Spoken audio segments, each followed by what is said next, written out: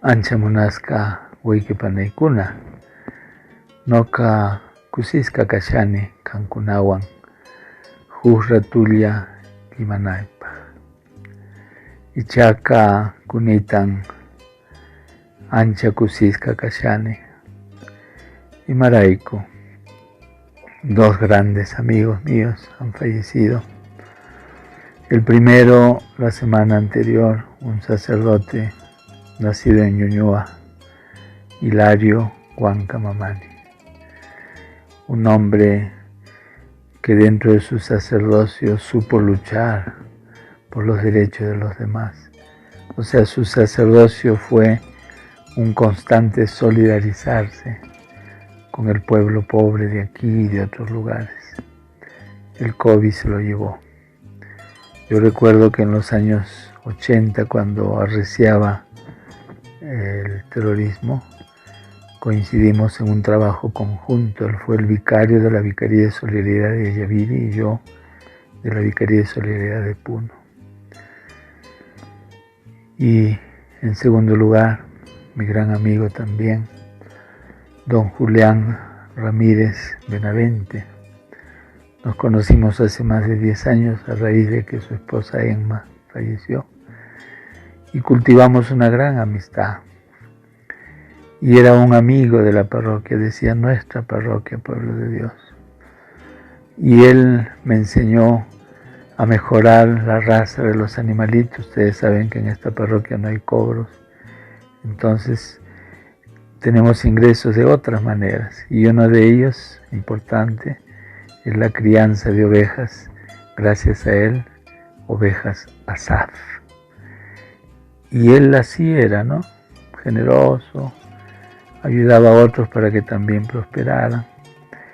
Y le interesaba que esta tierra nuestra, que está tan descuidada por los gobiernos, fuera una tierra de ganadería y de agricultura próspera.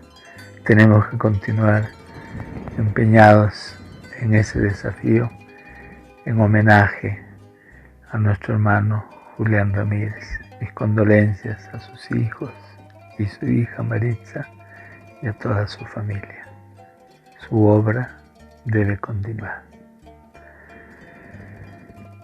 Y el país también continúa. El domingo pasado hemos tenido la primera vuelta. Realmente pocos se imaginaron, o nadie, de que quedara en primer lugar el profesor Pedro Castillo, el de Lapicito. Sorpresa completa. Fenómeno político y fenómeno histórico del Perú. Un maestro de un pueblo quechua del norte, campesino también, rondero, un hombre de la base, uno de los tantos ninguneados por el sistema en el que vivimos. Sin embargo, aparece como un rayo. Hoy no voy a hablar de ideologías, hoy día quiero hablar del fenómeno, que me hace recordar también al fenómeno de Evo Morales. Ustedes saben que Evo Morales no terminó la secundaria, no tiene ninguna profesión, pero tenía una universidad larga de luchas populares, sindicalistas, de valioso recorrido, y que ha sabido rodearse de gente intelectual, por supuesto, y aún sus enemigos reconocen que ha mejorado la situación económica de Bolivia y muchos otros aspectos. En Bolivia hay una nueva constitución. ¿Por qué no puede haber en el Perú una nueva constitución? ¿Por qué esos grupos, otros grupos, se aferran tanto a seguir esta constitución? ¿Acaso la mayoría de la población ya no es pobre? No solo por la pandemia. Ha habido chorreos miserables, pero la pobreza continúa, la injusticia, la corrupción. Yo sí, un día vamos a conversarlo, desde hace mucho tiempo Cuando me he dado cuenta, leyendo todo, yo estoy por un cambio de la Constitución, por supuesto. Miren, los chilenos han logrado que se empiece a cambiar la Constitución. ¿Por qué los peruanos no? No somos incapaces. Entonces, mucha gente cansada de tanta politiquería, de tanto engaño, desilusionada y hasta desesperada, han encontrado en el señor Castillo, Pedro Castillo, una posibilidad de cambio, de hacer algo, porque como decía un candidato, siempre es más de lo mismo, y han apostado, diríamos, por un desconocido. Aunque no es tan desconocido, pues es un maestro, es un rondero, tiene, diríamos, su historial interesante. Es un provinciano, eso es también valioso. Los provincianos son despreciados por los citadinos o por los de la capital. Jesús era un provinciano, nuestro Señor Jesucristo, el Nazareno, el Galileo, y era despreciado también. Alguien dijo, ¿puede salir algo bueno de Galilea? Ahora podríamos preguntarnos, ¿puede salir algo bueno de Cajamarca? ¿Puede salir algo bueno de Puno? De esa comunidad de Puña. Así es la realidad. Y quiero aquí recordar lo que pasó en Bagua, ya hace regular número de años. ¿Qué pasó en Bagua? La gente selvática de allá empezó a hacer sus reclamos para que no se malograran sus terrenos, sus aguas, todo. Nadie les hizo caso. Meses, largos, años, nadie les hizo caso. Entonces hicieron su huelga. ¿Y cómo le respondió el gobierno de Alan García? Primero con el desprecio, considerándolos como personas de última categoría. Y se burló de sus creencias. Miren, burlarse de algo tan profundo de las personas. Bueno, la ignorancia de este político terminó en un enfrentamiento porque llevaron a los policías para detener, diríamos, esa protesta, y hubo respuesta también, muchos muertos, incluso un policía que hasta ahora no se le encuentra, juicios y todo eso. Pero ¿qué pasó? Los selváticos, que son también peruanos, dijeron, aquí estamos, existimos. Pasemos a unos años después y vino la irrupción de los aymaras en nuestro departamento con su pedido, su reclamo de que no funcionara una mina que los iba, decía, malograr pues sus tierras y todo el medio ambiente a ellos mismos. Se hicieron respetar. Dijeron con sus hechos, los aymaras existimos. Fueron hasta Lima, ahí hacían sus ollas comunes. Y Adubiri fue el que dirigió ese movimiento. Y lo han apresado por eso, por dirigir esos movimientos. La criminalización de la protesta. Hasta ahora sufre las consecuencias. Y así podríamos poner muchos ejemplos. Yo quisiera tocar un poquito, recurriendo a la palabra de Dios, lo que se llama, se llamó en el Concilio Vaticano II, entre el 62 y el 65, los signos de los tiempos. Los tiempos nos dan señales y a veces no queremos reconocerlas. Les leo unos versos del capítulo 12 de Lucas. Jesús le decía a la gente, cuando ustedes ven la nube que se levanta al poniente, inmediatamente dicen que va a llover, y así sucede.